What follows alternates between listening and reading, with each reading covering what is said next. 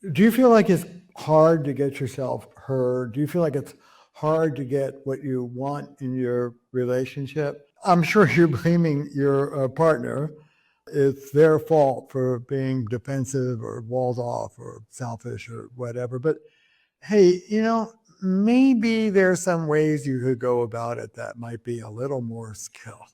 Hi, I'm Terry Real, the founder of Relational Life Therapy, and I'm here today to teach you 5 science-backed techniques for making your relationship work far better than what you learned from the culture at large. Here's what I say to the couples I work with. I am inviting you on a rarefied path. It's disciplined, it's artful, it takes some thought and doing, I'm not going to lie. And it will get you a relationship that leaves the norms of this culture in the dust. So let's be artful in our love relationships. Here's some tips on how to do it. The very first skill, the skill that all other skills come from, we call in RLT, Relational Life Therapy, relational mindfulness. Relational mindfulness. Many of you have a meditation practice of some kind or another. This is bringing that same kind of practice into the heat of the moment with your partner and kids and coworkers. What does it mean? Well, when we're heated, when we're triggered, unfortunately, the best part of us often flies through the window. It's an old observation in couples therapy. When we're triggered, skills go out the door. That's the problem with just skill-backed technique. We give workshops around the world on relationship skills. And my favorite slide says, other workshops teach you skills. We deal with the part of you that won't use them. So let's talk about the 3 parts of you. The part I'm talking to you right now, we call the wise adult part, prefrontal cortex. This is the neuroscience of our brain.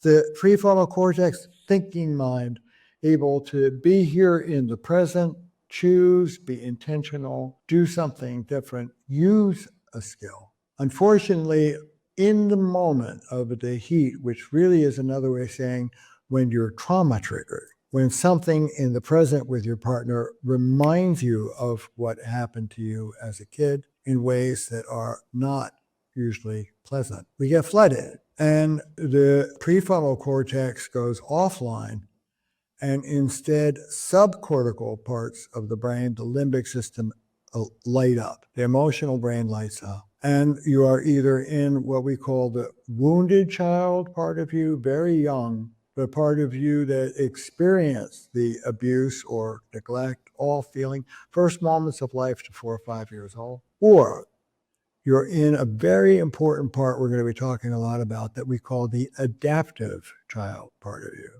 the part of you that learned to cope with whatever you were contending with. Fight, screw me, screw you. Flight, I'm shutting down, I'm out of here, I'm overwhelmed. Fix, which biologists now call fawn. Oh, lion, here, let me lick your paws, don't eat me. Fawn in the animal kingdom, fix as an adult. Oh my God, you're upset, I'll twist myself into knots.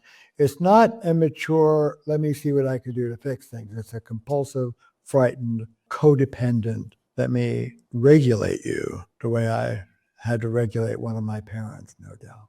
Fight, flight, or fix, the adaptive child part of it. The hallmark of that triggered part of us that shows up in our relationships is that it's automatic, knee-jerk, instantaneous. I'm talking about whoosh that comes up in the body. And it feels like you've got to do this or the world's going to come to an end. What do? You move from what biologist Dan Siegel calls the reactive brain to the responsive brain. You quiet that limbic system down, you bring the prefrontal cortex back on board, the wise adult self, we call it. I have a little Terry who is a fighter. I grew up in a violent family. When Belinda and I are at it, I take that little boy behind me and I say to him, I will protect you from what's coming at us. Don't you deal with my wife. You'll make a mess of it. Take a breath. Let me deal with her. When you're centered in that wise adult, I call it remembering love, remembering the person you're speaking to as someone you love, then you can use the other skill. What are the skills? The first is a map. You shift from thinking like two individuals to thinking like a team. It's quite that simple. Our relationships are our biospheres. We're in them, not apart from them, not controlling them from either the one up or the one down, but in them. It's in my interest to keep my partner happy because I live with her. I'm not outside of the system, I'm inside. So things like right, wrong, win, lose are irrelevant. What matters is how are we as a team going to work to make this work? And within that wisdom of understanding it's not you versus me, we're a biosphere, we're a team, I speak to you differently. I can be assertive and loving in the same breath. I'm going to be teaching that one skill in detail. We call it loving power. In our normal culture, patriarchy, you can either be loving, accommodating, connected, traditionally feminine, or powerful, assertive, independent, traditionally quote unquote masculine. But you can't be both at the same time. Power means power over, not with. So when you step into power, it's like Katie bar the door. I was weak, now I'm strong. You better sit still. Listen to what? No, we can do better than that. Loving power, I love you. We're a team. This is what I'd like. What could I give you to help empower you to come through for me? Who sounds like that? You have to learn. And we'll be talking more of it. But it's a difference between saying, Helen, I don't like the way you're talking to me. Don't be so disrespectful. Oh, it's just fair enough. Versus saying, Helen, honey, I love you. I want to hear what you have to say. Could you tone it down so I can actually listen to it? Two ways of saying the same thing, but one's about right, wrong, anger. The other one is we're a team. We care about each other. This is what I want. Can we do it differently? Not negative, positive. You can be loving and assertive at the same time. That's brand new for almost all of it. And what is it you're asserting? A negotiation with humility from the I. This is what I would like. These are Terry operating instructions. And there are three modes of negotiation. Invitation, would you like to, which is really based on do you want to? And you want to make your invitation inviting. I say to Belinda, you want to watch the new Arnold Schwarzenegger shoot 'em up movie? No. Okay, how about the new Nicole, whatever her name is, Kidman? How about, yeah, I'll take, okay, good. So, and you can hear no in an invitation. Do you want to? No. Okay. A request as a favor to me, could you? Higher pressure, but you can still hear no. And demand, do it or else, which is only relevant for bottom lines, go to rehab and get sober, or emergencies, get that kid off the stairs. Other than that, do it or else is not a healthy way of getting what you.